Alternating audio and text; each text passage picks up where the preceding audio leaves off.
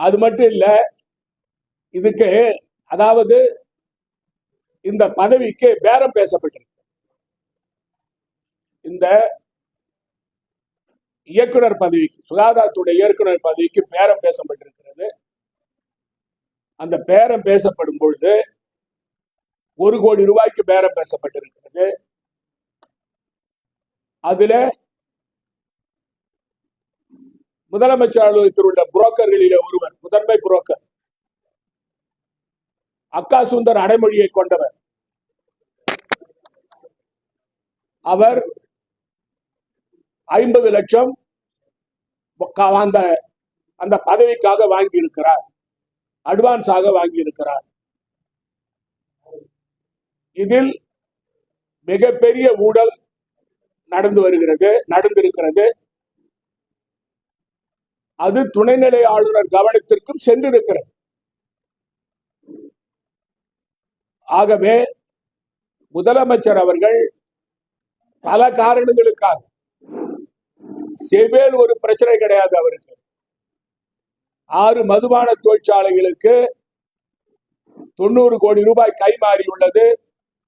அந்த கோப்பு துணைநிலை ஆளுநர் அலுவலகத்தில் இருக்கிறது. அது மட்டுமல்லாமல் 100 பிராந்தி கடைகள் திறப்பதற்கு முதலமைச்சர் அனுப்பிய கோப்பு துணைநிலை ஆளுநரிடம் இருக்கிறது. இது போன்ற லஞ்சம் வாங்குகின்ற அந்த கோப்புகளை துணைநிலை ஆளுநர் நிறுத்தி வைத்திருக்கிறார். ஏற்கனவே நாம் பகிரங்கமா சொன்னோம், ஒவ்வொரு மதுபான தொழிற்சாலை அனுமதிக்கும் 15 கோடி ரூபாய் கைமாறி இருக்கிறது. இது நாங்க மட்டும் சொல்ல, மரியாதைக்குரிய பாரதிய ஜனதாவுடைய சட்டமன்ற உறுப்பினர்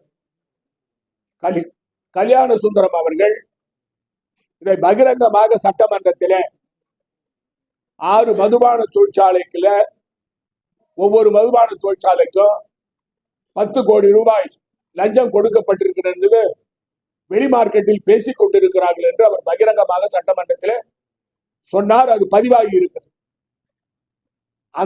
அந்த கோப்புக்கு கையெழுத்து போடுவதற்கு துணைநிலை ஆளுநருக்கு அழுத்தம் கொடுக்க வேண்டாம். அதே போல 100 பார்களுக்கு அனுமதி பெறுவதற்கு துணைநிலை ஆளுநருக்கு அழுத்தம் கொடுக்க வேண்டாம். இப்படி துணைநிலை ஆளுநரை ராஜினாமா செய்ய போகிறேன் என்ற நாடகத்தை ஆடி திரு ரங்கசாமி அவர்கள் மிரட்டும் வேலையை ஆரம்பித்தார். அது பிசுபிசுத்து போய்விட்டது.